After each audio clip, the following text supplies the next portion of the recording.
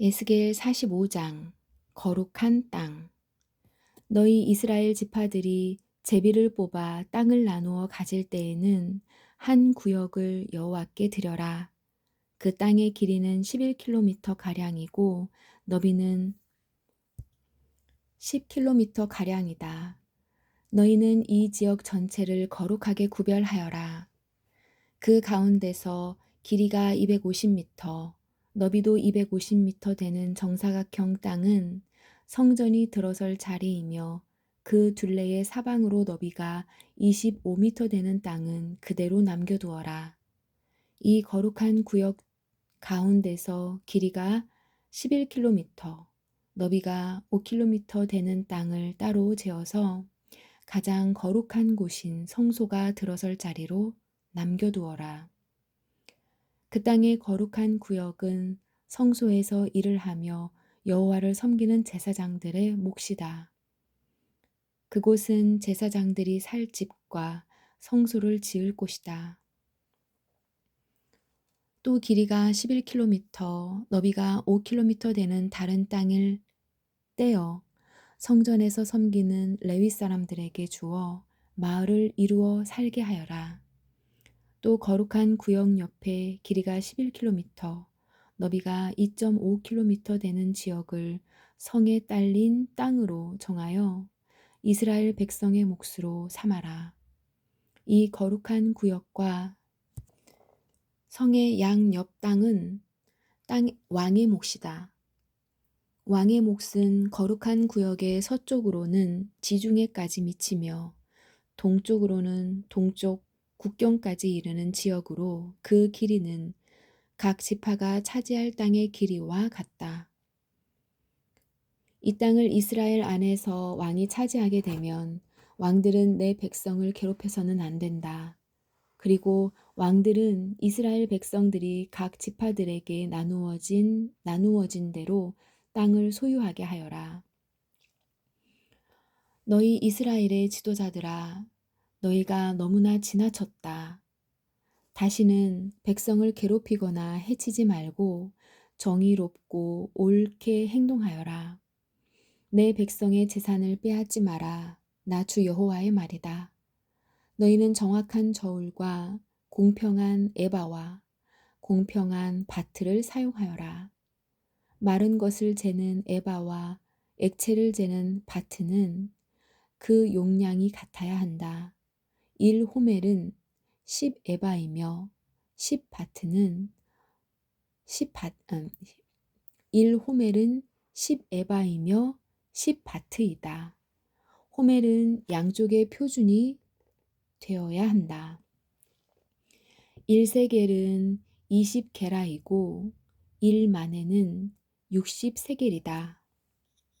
절기를 위한 예물. 너희가 바쳐야 할 예물은 다음과 같다. 밀은 1호멜 수확의 6분의 1 에바를 바치고 보리도 1호멜 수확의 6분의 1 에바를 바쳐라. 기름은 1고루 수확의 10분의 1 바트를 바쳐라. 10바트는 1호멜이며 1고르이다. 또 이스라엘의 푸른 초장에서 자라는 양떼 200마리 가운데서 한 마리를 잡아라. 이런 것들은 백성들의 죄를 씻기 위해 드리는 곡식 제물과 태워드리는 제물인 번제물과 화목제물을 바칠 때에 사용하게 될 것이다. 나 주 여호와의 말이다. 이 땅의 모든 백성은 이 예물을 이스라엘 왕에게 주어라. 왕은 절기와 초하루의 축제일과 안식일과 이스라엘의 모든 절기에 태워드리는 제물인 번제물과 곡식제물과 부어드리는 제물인 전제물을 바쳐라. 왕은 또 이스라엘의 죄를 씻기 위해 드리는 속죄제물과 곡식제물과 화목제물을 바쳐야 한다. 첫째 달 초하루에는 흠 없는 수송아지 한 마리를 잡아서 성소를 깨끗하게 하는데 사용하여라. 제사장은 속죄 제물의 피를 가지고 성전 문설주와 제단 아래층의 내 모서리와 안뜰 문의 문설주에 발라라. 그달 7일에도 우연히 죄를 지었거나 모르고 죄를 지은 사람을 위해서 그렇게 하여라. 너는 이러한 방식으로 성전을 위하여 죄를 깨끗이 하여야 한다. 6월절 첫째 달 14일에 6월절을 지켜라. 이때에는 7일 동안 누룩 없는 빵을 먹어라. 그날의 왕은 자기와 이 땅 모든 백성을 위해 수송아지 한 마리를 바쳐 죄를 씻는 죄 속죄 제물로 삼아라. 절기 기간인 7일 동안 왕은 매일 흠없는 수송아지 7마리와 순양 7마리를 여호와께 태워드리는 제물인 번제물로 바쳐라. 그리고 매일 순염소 한 마리를 죄를 씻는 제물인 속죄 제물로 바쳐라. 또 왕은 수송아지 한 마리에 곡식 제물을 1에바, 순양 한 마리에도 곡식 제물 1에바를 바쳐라. 그리고 곡식 제물 1에바마다 올리브 기름 1흰씩을 바쳐라. 일곱째 달 15일부터는 장막절을 지켜라. 이 절기에도 왕은 똑같이 7일 동안 속죄제물과 번제물과 곡식제물과 올리브 기름을 바쳐야 한다. 46장 경배에 대한 규정. 나 주 여호와가 이렇게 말한다. 동쪽을 향하고 있는 안쪽 정원의 문은 일하는 6일 동안은 닫아두었다가 안식일과 초하루 축제일에는 열어라. 왕은 바깥 통로를 지나 현관으로 들어와서 문기둥 곁에 서 있고 제사장은 왕을 대신하여 태워드리는 제물인 번제물과 화목제물을 바쳐라. 왕은 그동안 문 입구에서 경배한 후에 밖으로 나갈 것이며 문은 저녁까지 닫지 마라. 이 땅 백성도 안식일과 초하루 축제일에 문 입구에 서서 여호와 앞에 경배하여라. 안식일에 왕이 여호와께 바쳐야 할 번제물은 흠없는 어린 양 6마리와 흠없는 순양 1마리이다. 순양 1마리와 함께 드리는 곡식 제물의 양은 1에바이다. 하지만 어린 양들과 함께 드리는 곡식 제물은 그가 원하는 만큼 바칠 수 있다. 그리고 이 경우 곡식 1에바를 바칠 때마다 올리브 기름 1흰도 함께 바쳐라. 초하루 축제일에는 모두 흠없는 수송아지 1마리와 흠없는 어린 양 6마리와 흠없는 순양 1마리를 바쳐라. 수송아지 1마리와 함께 드리는 곡식 제물의 양은 1에바이다. 순양 1마리의 경우도 마찬가지이다. 하지만 어린 양을 드릴 경우 곡식 제물의 양은 그가 원하는 만큼 바칠 수 있다.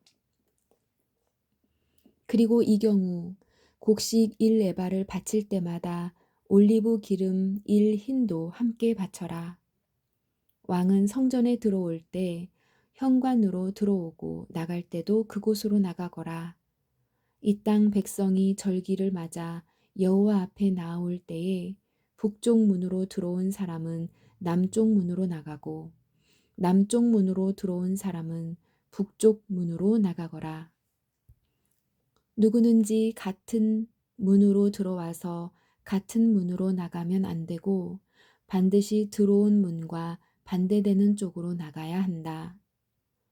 왕은 백성들과 함께 들어왔다가 그들과 함께 나가거라.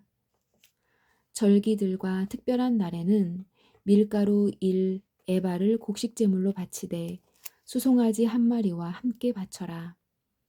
그리고 순양 1마리에도 밀가루 1에바를 곁들여 바쳐라. 하지만 어린 양을 드릴 때에는 드리고 싶은 만큼 곡식제물을 바칠 수 있다.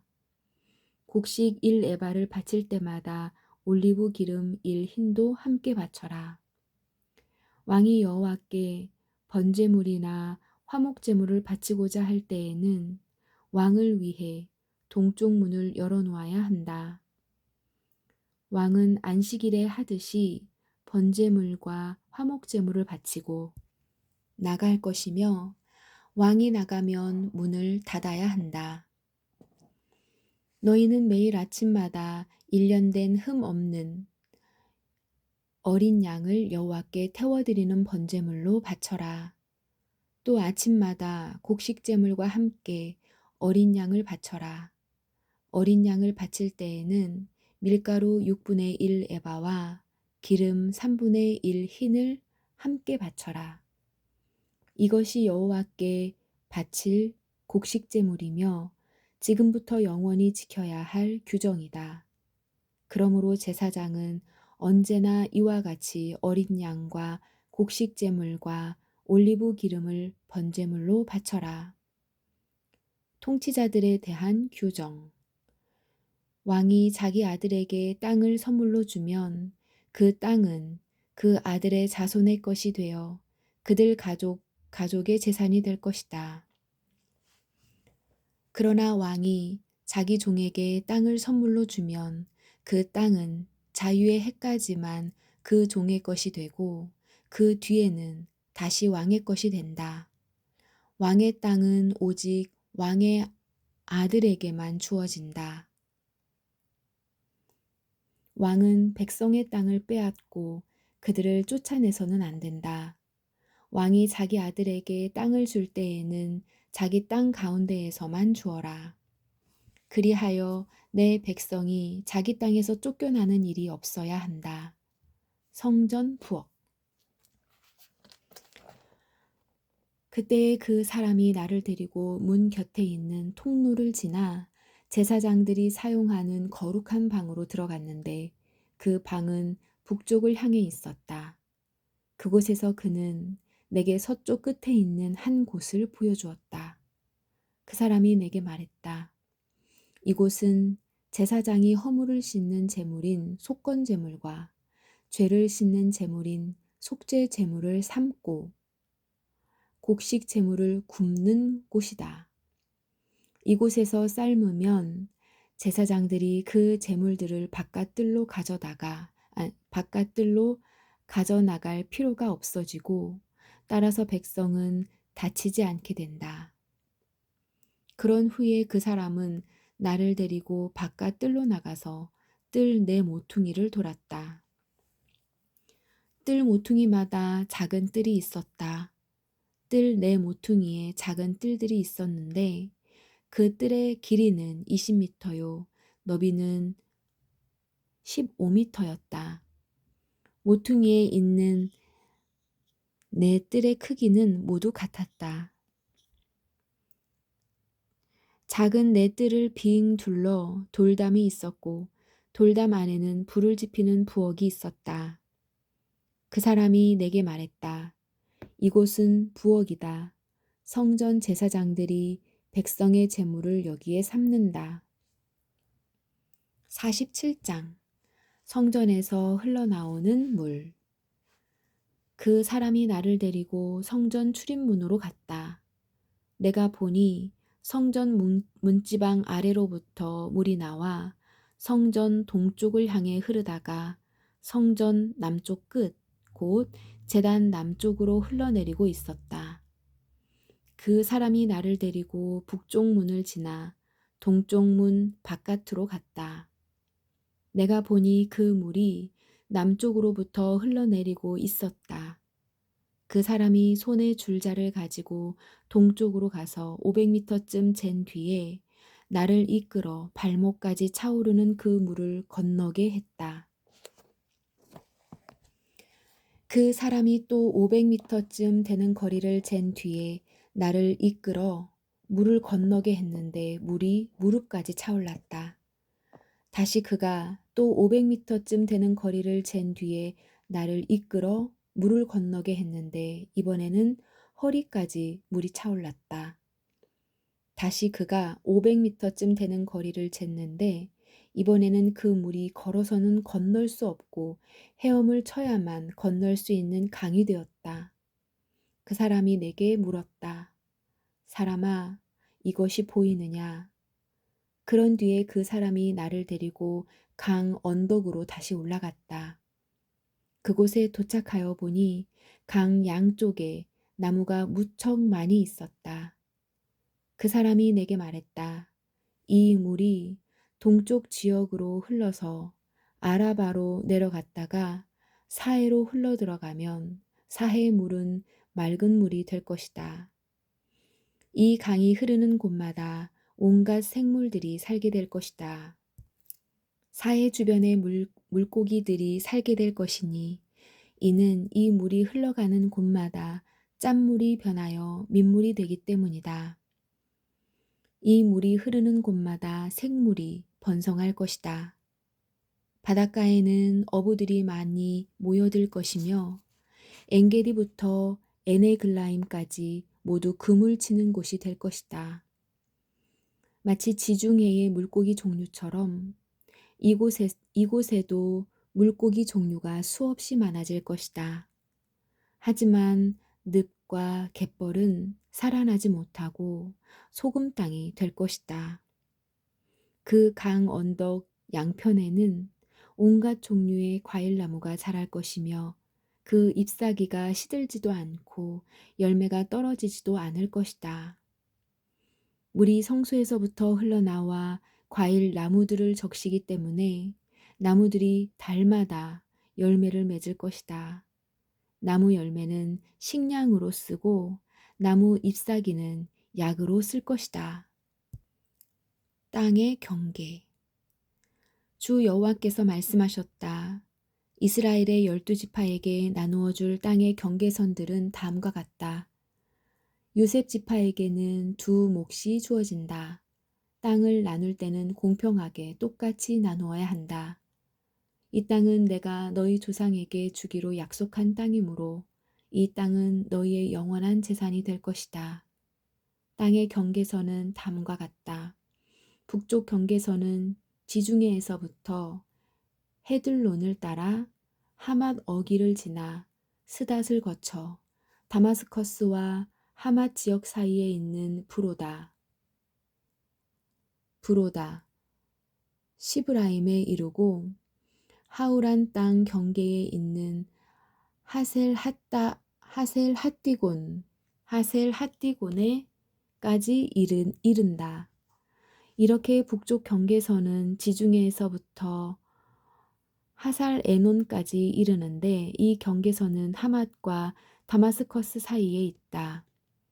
동쪽 경계선은 하우란과 다마스커스 사이에서 시작하여 길르앗과 이스라엘 땅 사이의 요단강을 지나 사해 옆에 다말까지 이른다. 이것이 동쪽 경계선이다. 남쪽 경계선은 다말에서 시작하여 무리봇 가데스의 샘을 지나 이집트 시내를 거쳐 지중해에 이른다. 이것이 남쪽 경계선이다. 서쪽 경계선은 지중해가 경계선인데 하맛 어기 건너편까지이다. 이것이 서쪽 경계선이다. 그러므로 너희는 이 땅을 이스라엘 지파별로 나누어라. 너희가 이 땅을 나누어 재산으로 삼되 너희뿐 아니라 너희와 함께 사는 외국인들과 그들의 자녀들에게도 그 땅을 나누어 재산으로 삼게 하여라.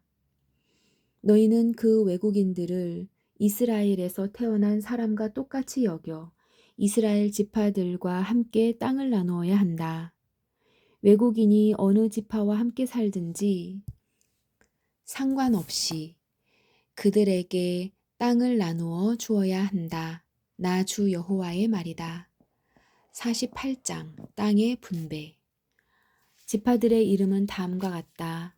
단의 몫은 북쪽 경계선에서 시작하여 헤들론 길을 따라 하맛 어기를 지나 다마스커스 북쪽 경계에 있는 하살 에논까지 곧 하맛의 경계까지 이르는 동쪽에서부터 서쪽까지의 땅이다.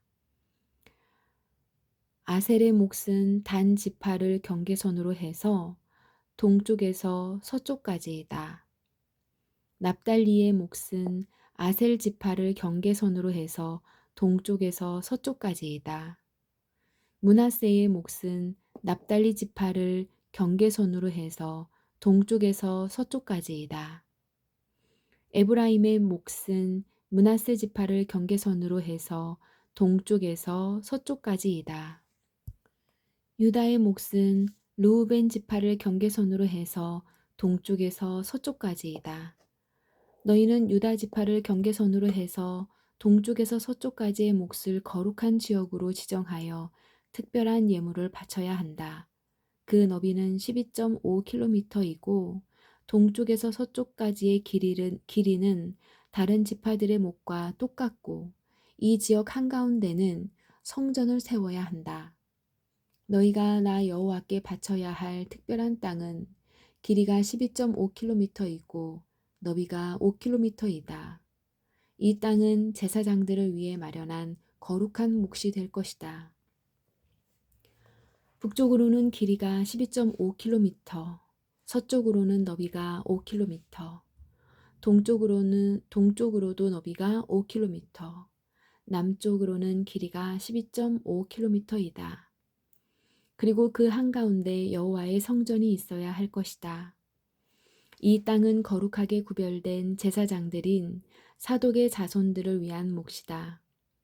이스라엘 백성이 나를 저버렸을 때 그들과 함께 나를 저버린 레위 사람들과는 달리 사독 자손들은 나를 저버리지 않았기 때문이다. 그러므로 이 땅 가운데서 특별히 구별된 몫은 그들에게 특별한 선물로 가장 거룩한 몫이 될 것이며 레위 지파의 땅과 경계선을 맞댈 것이다. 제사장들의 땅 경계선을 따라서 레위 사람들에게도 땅을 주어야 할 것이다. 그 길이는 12.5km이고 너비는 5km이다. 전체의 길이는 12.5km이고 전체의 너비는 5km이다. 레위 사람은 이 땅을 팔아서도 안 되고 바꾸어서도 안 된다. 이 땅은 가장 좋은 땅이기 때문에 다른 사람들에게 넘겨줘도 안 된다. 이 땅은 여호와께 거룩하게 구별된 땅이기 때문이다. 나머지 땅, 곧 너비가 2.5km가량이요 길이가 12.5km인 땅은 그 성의 일반적인 용도로 사용할 것이며 주로 집을 짓거나 목초지로 사용하게 될 것이다. 그리고 성은 땅 한가운데 있어야 한다. 성의 크기는 다음과 같다. 북쪽 길이는 2.25km가량, 남쪽 길이도 2.25km가량, 동쪽의 길이도 2.25km가량, 서쪽의 길이도 2.25km가량이다.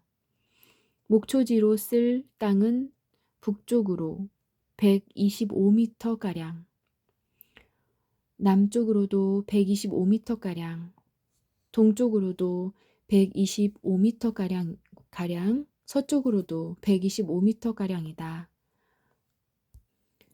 거룩하게 구별한 땅과 붙어있는 나머지 땅은 동쪽으로 5km이고 서쪽으로도 5km이며 이 땅에서 생산되는 것들은 성에서 일하는 사람들의 양식으로 주어져야 한다.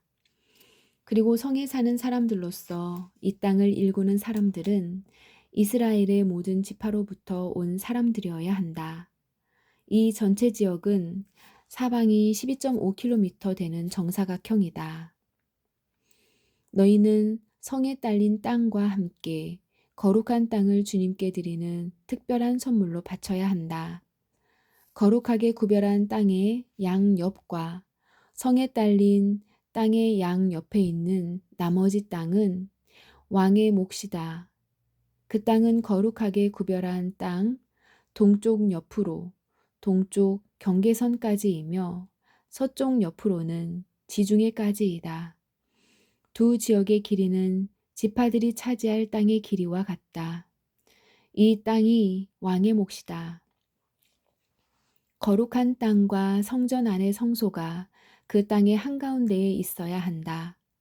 레위 사람의 땅과 성에 딸린 땅은 왕의 몫으로 돌아갈 땅 중간에 자리 잡게 된다.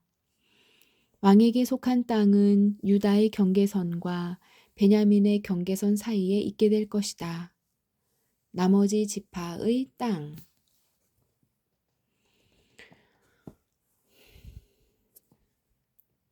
나머지 지파들이 받을 땅은 다음과 같다. 베냐민의 몫은 동쪽에서부터 서쪽으로 지중해까지이다. 시므온의 몫은 베냐민 지파를 경계선으로 해서 동쪽에서 서쪽까지이다. 이사갈의 몫은 시므온 지파를 경계선으로 해서 동쪽에서 서쪽까지이다. 스불론의 몫은 이사갈 지파를 경계선으로 해서 동쪽에서 서쪽까지이다. 갓의 몫은 스불론 지파를 경계선으로 해서 동쪽에서 서쪽까지이다. 갓의 남쪽 경계선은 동쪽으로 사해 부근의 다말에서부터 무리바 가데스 샘까지 이르고 또 거기에서부터 이집트 시내들을 따라 지중해까지이다. 이것이 너희가 제비를 뽑아 이스라엘 지파들 사이에 나누어야 할 땅이다. 이 땅이 그 지파들의 몫이다. 나 주 여호와의 말이다. 성의 문. 성의 문은 다음과 같다. 북쪽 성벽의 길이는 2.5km가량이다. 북쪽의 문은 모두 3개가 있는데 이 이름은 르우벤 문, 유다 문, 레위 문, 레위 문이다. 성문의 이름은 이스라엘 지파의 이름에서 따온 것이다. 동쪽 성벽의 길이는 2.5km가량이다. 동쪽의 문은 모두 3개가 있는데 그 이름은 요셉 문, 베냐민 문, 단 문이다. 남쪽 성벽의 길이는 2.5km가량이다. 남쪽의 문은 모두 3개가 있는데 그 이름은 시므온 문, 이사갈 문, 스불론 문이다. 서쪽 성벽의 길이도 2.5km가량이다. 서쪽의 문도 모두 3개가 있는데 그 이름은 갓 문, 아셀 문, 납달리 문이다. 이렇게 성의 둘레는 9km가량이다. 그때부터 이 성의 이름은 여호와께서 거기에 계시다 라는 뜻의 여호와 삼마가 될 것이다.